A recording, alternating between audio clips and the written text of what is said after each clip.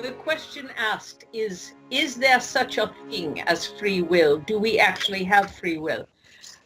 The answer to that question actually is different according to what your understanding of the nature of existence is, who you are, where you came from, why you are here, where you are going, etc. Now, if it is your understanding that you are a returning essence, call it an essential spirit, call it a soul if you wish, whatever your definition, a thing, that which is yourself, which goes through multiple lifetimes and acquires the information learned during those lifetimes, assimilates it, ascends the body, and then reanimates in a new body to learn more lessons. If that is your truth, then there is a combination of situations. Yes, you have a degree of free will, but no, your entire life is not unplanned and totally subject to your will once you are in a physical embodiment. And this is the way that works. Any being who understands that it is living a lifetime to learn lessons, and then whose soul or essential spirit ascends the physical body and analyzes that which has been learned, incorporates it into the body of full knowledge of that which you are, and then chooses another lifetime to learn specific other lessons. That is the point at which your free will, if you wish to call it that, is being initiated. You are making a lesson plan for your body in the next lifetime when you are in it. That overall plan, that is to say, the lessons you must learn and intend to learn before you pass out of that next lifetime, that is not subject to any alteration of your physical will when you are in a physical body. The ultimate destination and a most efficacious pathway to get from point A to that destination, however many letters in the alphabet it is along the way, that has been laid out for you. However, once you are born into a physical body, you do have a degree of choice. And so at any given moment, there may be, as we all know, multiple paths that can get you to the same destination. They may be more direct, they may be less direct, they may be more roundabout, they may involve many more procedures or more pain or less pain or great abundance, many different ways. But to choose to arrive at a location, a destination, other than the one you decided on before you inhabited the new lifetime, no, that is not subject to your will. How you get there, there is a degree of flexibility. There will be what we call landing points or achievement points during your life where you will have been presumed to have accomplished certain learning by the time you get to that place. And when you get to that place, whether it is an age or a destination or a relationship, at that point, you start the next phase of your journey. And between each of these points, there are many pathways to get to those points.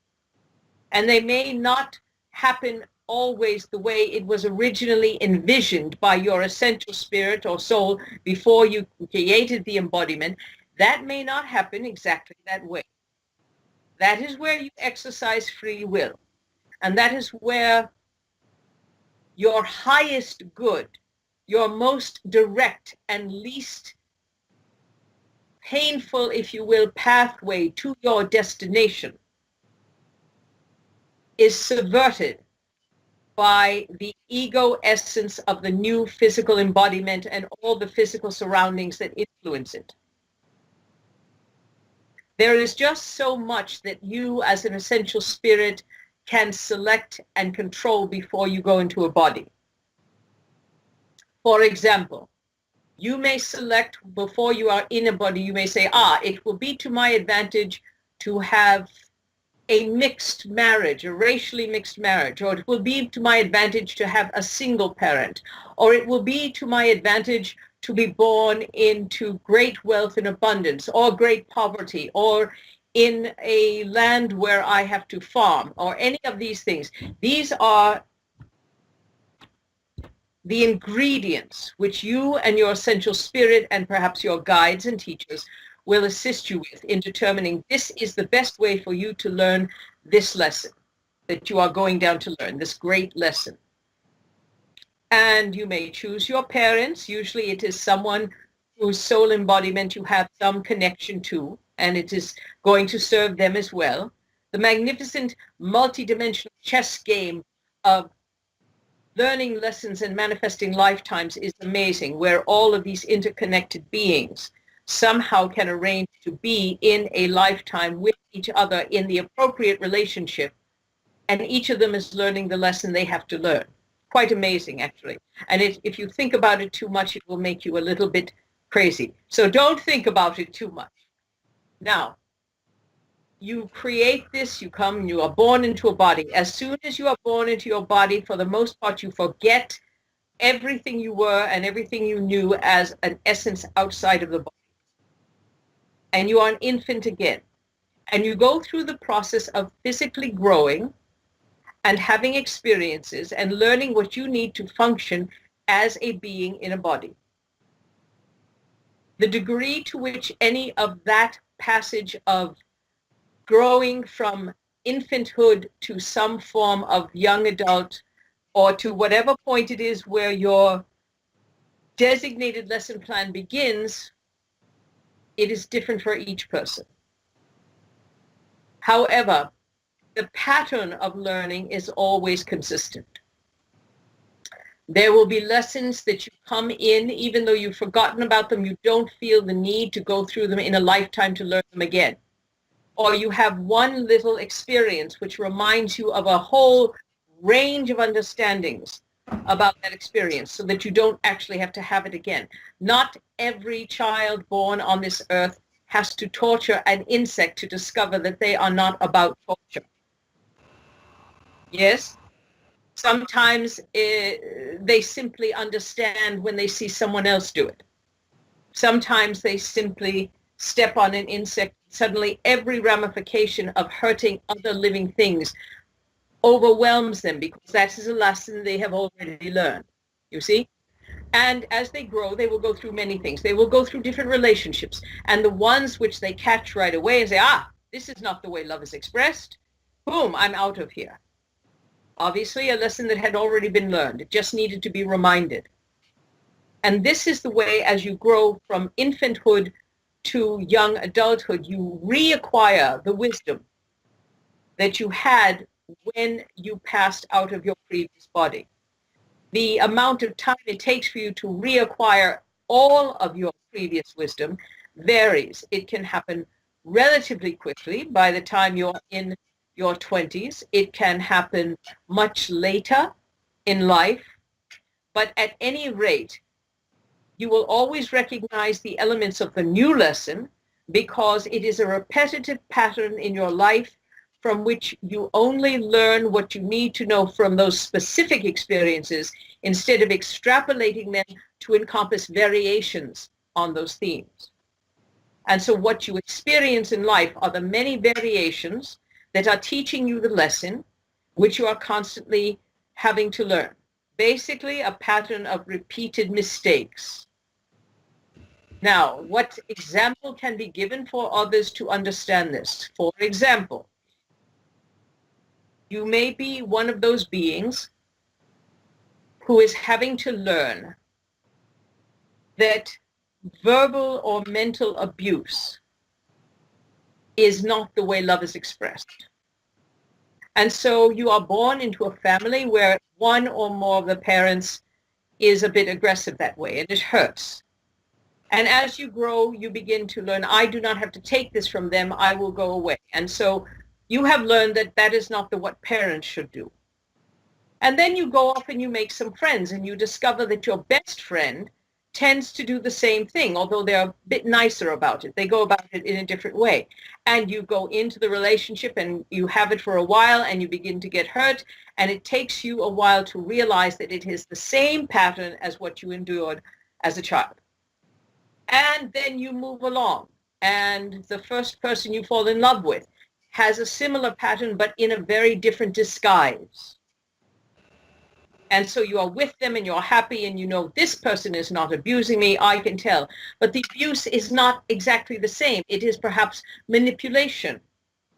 It is working at undermining your sense of self and self-confidence. That is also mental and abuse. And finally, you learn that lesson and you let that individual go and you go, ha, I have it now. I know this is not love and this is not love. These are all forms of abuse, and you think you've got it, and you go into a new relationship, and by golly gee willikers. You like that phrase? This unit, that phrase. That you discover another variation on that theme. You will continue to do this until you have explored every variation on that particular theme to teach you that any and every form of any kind of abuse, no matter how subtle, no matter how couched in caring and compassion, no matter where it comes from, man, woman, child, whatever, it is still abuse, and that is not the way love is expressed. Okay, now that is the clue that says to you, this is a new lesson for me because I keep repeating the same bloody pattern. You usually get angry at yourself at the end, and especially when you realize it's the same pattern, and you will go around possibly berating yourself for not having seen it immediately. How could you see it immediately? It was a new lesson for you. So that is the way you can tell it's a new lesson. The old lessons you learn very quickly and you don't have to repeat them. The new lesson repeats itself in variations for you to learn about it. Now, how you go about that, you have a degree of free will. You may have the option to travel to another country or stay where you are. Whether you stay where you are or whether you travel to the other country, does not matter. You will have the experience you need to have at that time in your life, wherever you are, from someone else, if not the person you originally thought. And that is how you enact your free will, but the pattern that your essential spirit established for yourself is still playing out. So the answer to the question, do you have free will? Yes, to a degree. Do you have totally free will? No. You are born into a lifetime which you constructed to teach yourself a certain lesson, and no matter what you do, you will go through the necessary experiences to learn that lesson. Unless you are so experiencing pain in something you constructed that you take yourself out of life early, what is known as suicide, I believe is the term.